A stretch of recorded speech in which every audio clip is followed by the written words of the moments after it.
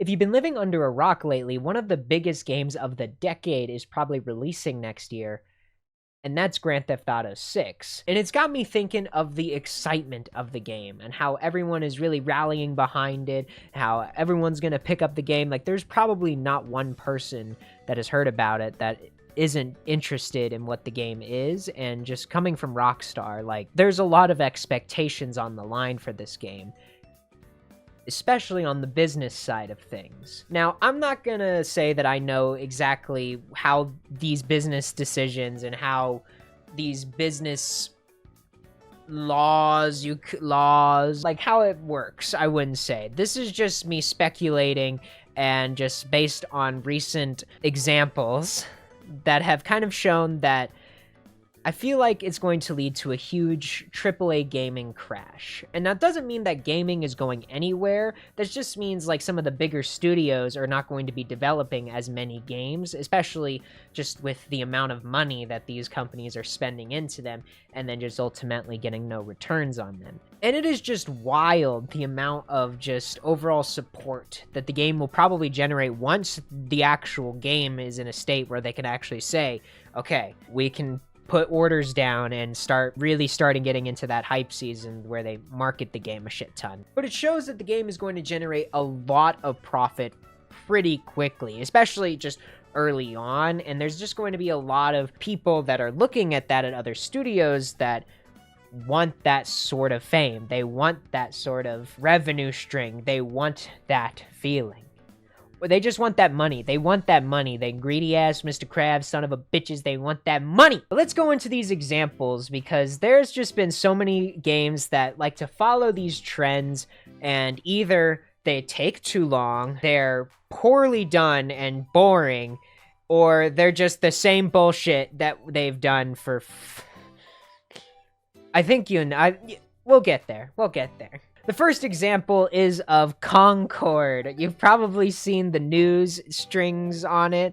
It was baffling to me to hear the news on it. But let's not get too ahead of ourselves here. The game was only just announced this year. It was shown off in a state of play around May of this year. Met with... The game basically looked like a very generic hero shooter. Like, there was nothing really that interesting that really would draw people in that didn't stand out compared to the competition. People were done.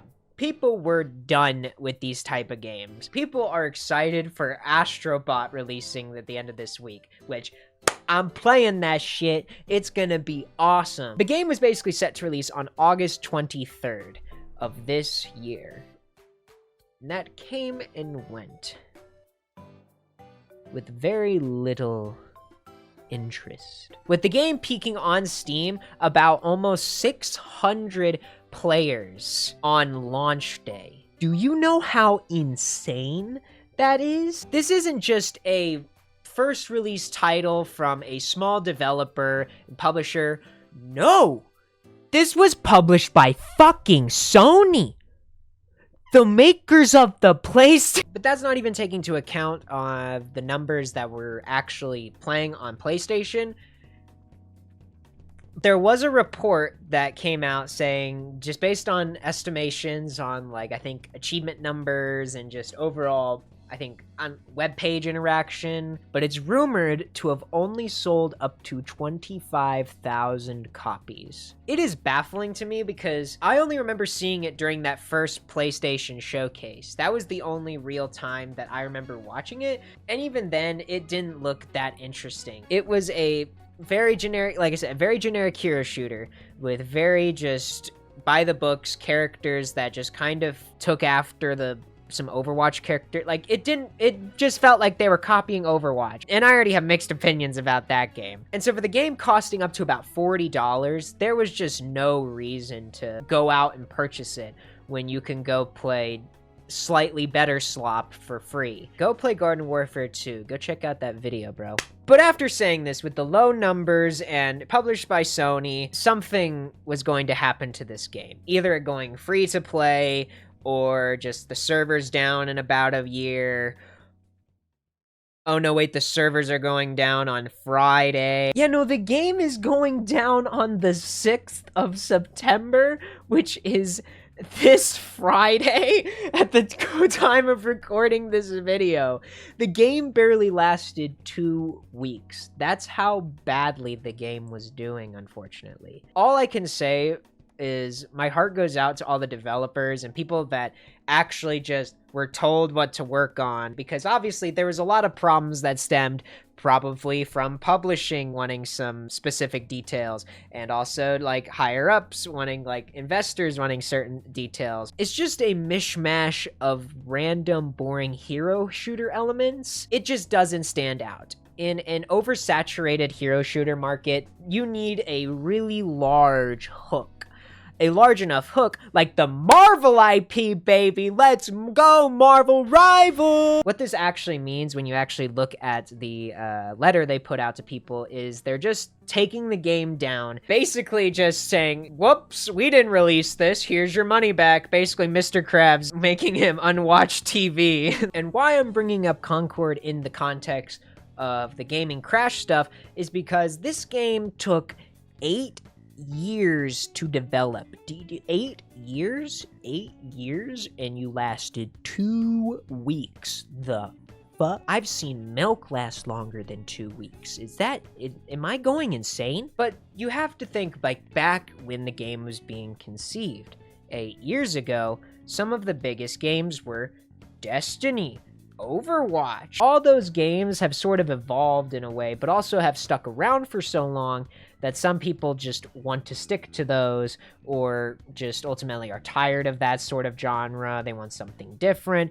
And so this game that sort of would have thrived back in that market has slowly kind of lost that market and had rolled out the red carpet to basically no one. It just shows that some of these games don't need 8 years. What's going on? It had to have been like a whole gameplay change or some engine change in the middle. It could have been some of the things where Sony published it and they offered a lot more support halfway through development, and it ultimately made them just rethink and overall broaden and biggen their vision, which ultimately hampered them and just made them release in a time when no one is really wanting a hero shooter. But this game, looking back 8 years ago and then ultimately taking that time to craft that same game and having it release and just no one wants that, is going to start becoming a sort of trend, and I think that will follow after GTA 6 comes out. Not saying that anyone's going to make GTA 6 or something equivalent to that games are just going to take longer to make.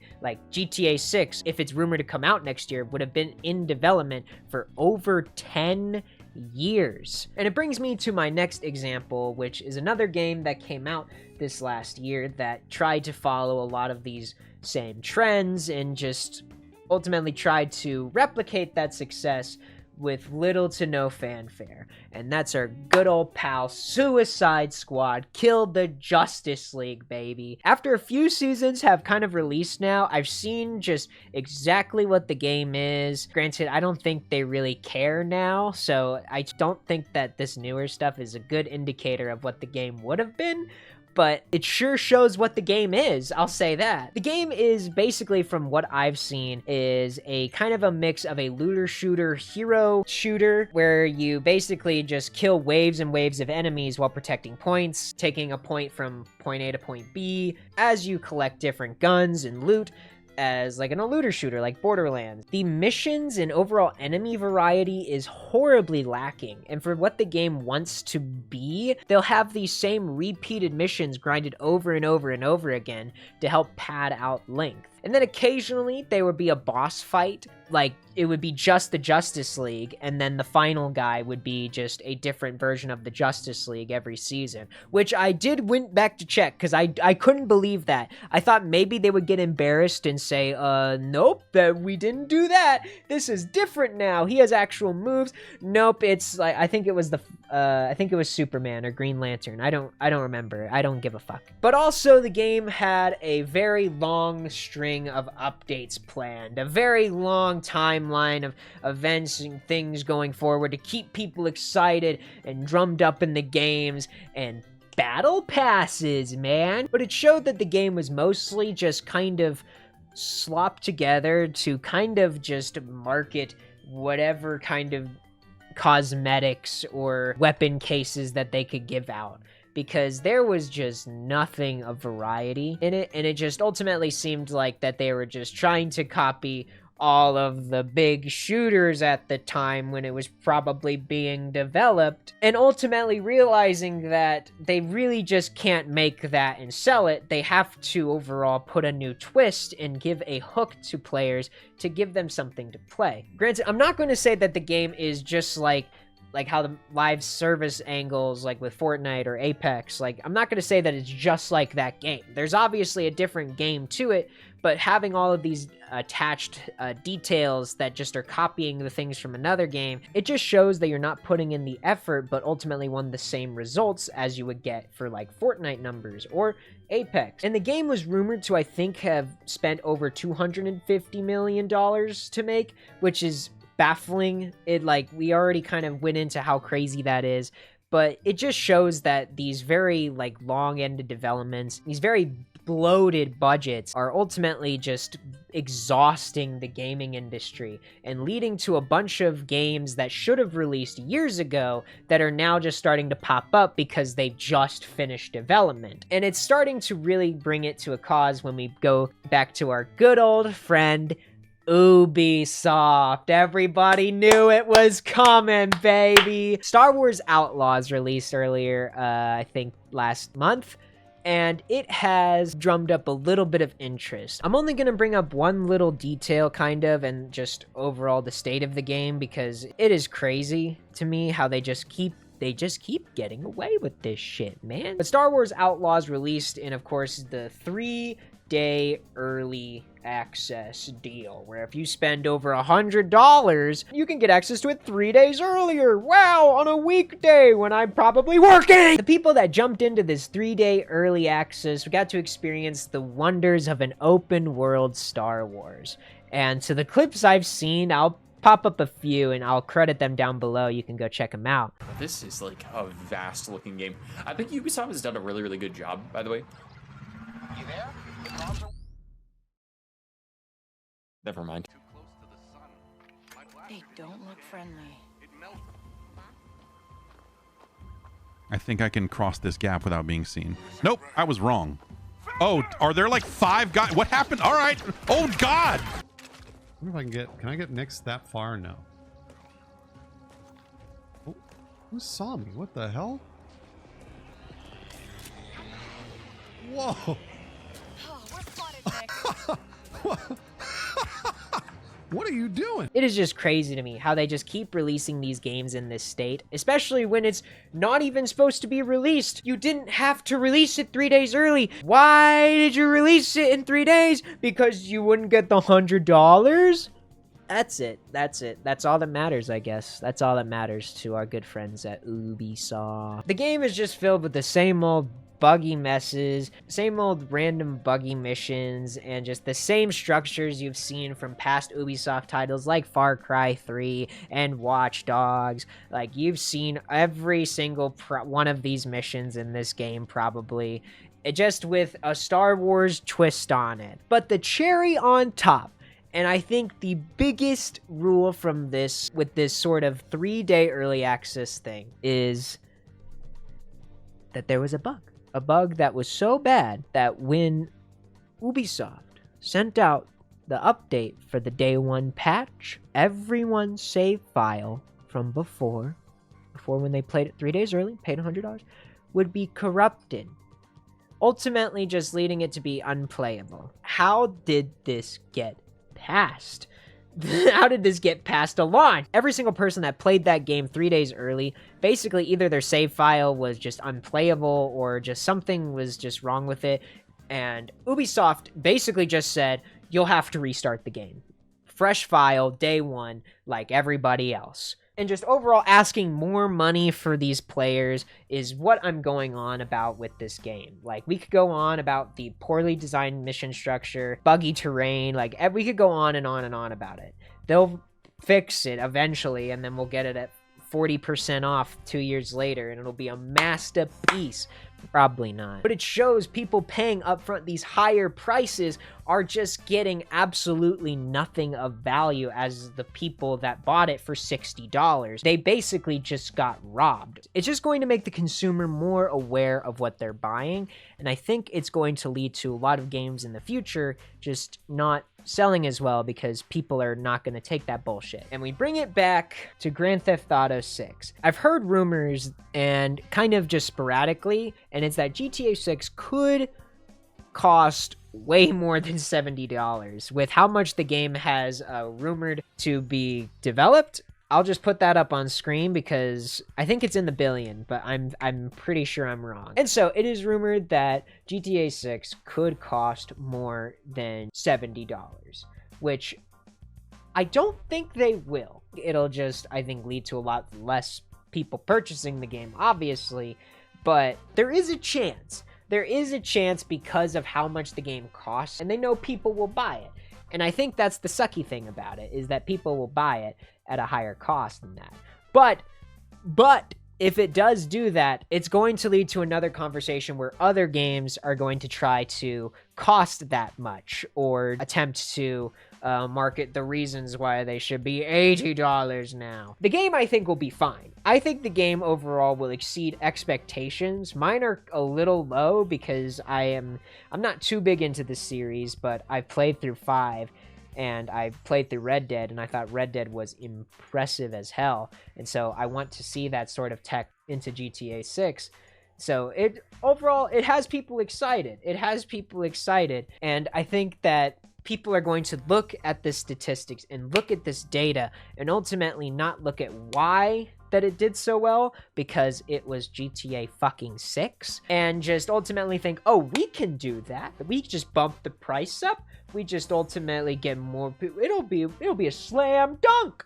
It'll be a slam dunk. And it'll lead to probably an eventual crash in the AAA market. And it's a rumor that I've heard lately, and it's why I've ultimately made this video in the first place, is because people have been talking about AAA gaming overall just crashing or just making games way less, which they're already making them way less, but it would be insane. It would be insanity with how long it would take from some of those games to release. Because of just how much money they're spending on these games and just how much time they're spending on these games, it's just leading to games ultimately losing their original goal as a game and ultimately becoming what other games' successes were. Just making this mixture of a good game, but there's just nothing to it that makes it itself. There's nothing that really makes the game stand out. There's no hook. And with all these recent examples of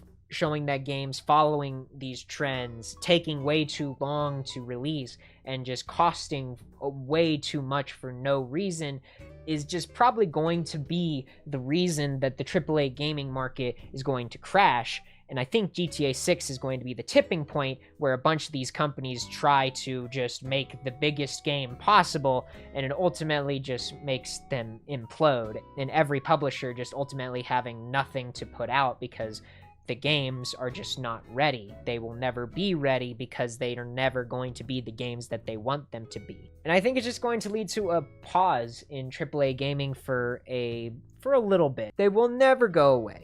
There's too much money already spent into them, and there's already so many games that, like I said, have taken years to come out that are now starting to actually breathe life, and there's actually some footage of. And so there's obviously some hope in this sort of non-crash of the gaming market. But if everything sort of lines up in the ways I've sort of laid out in the video, I do believe that there might be a point where AAA gaming implode. It would crash. Anyways, I just kind of wanted to ramble about this as I've been very interested in seeing these rumors, and it's just interesting to talk about because I think the whole idea of just the AAA gaming sphere crashing like it did back in the Atari days is super, super interesting to me. and how everything has a sort of cycle to it. And it all just loops back into itself, where everyone's on top of the world and then it ultimately just tumbles down. It's a story in lessons. It's a story in lessons. And I hope these next few years, and I hope these publishers take the right steps to ultimately lead to great games coming out. That's all that matters. That's all that matters. Less Concord, Suicide Squad, and less whatever Ubisoft is doing. Except Rayman. Please, please, Ubisoft, please. This is my cry for help. I'll give you anything. I'll give you anything for just one speck of Rayman. Just his own game, platform, or something, please!